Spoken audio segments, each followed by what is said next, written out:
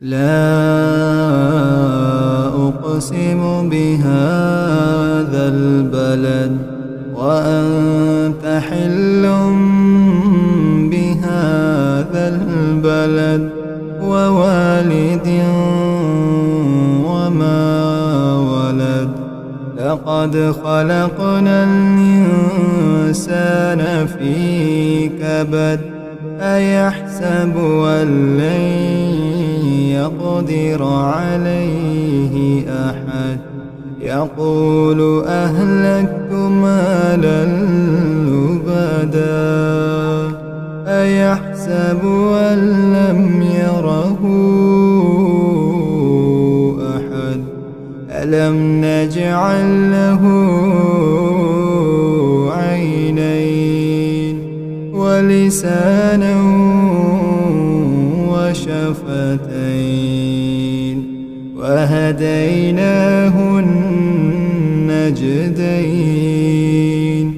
فلاقتحم العقبة وما أدراك ما العقبة فك رقبة أو إطعام في يوم ذي مسغبة يتيما ذا مقربة أو مسكينا ذا متربة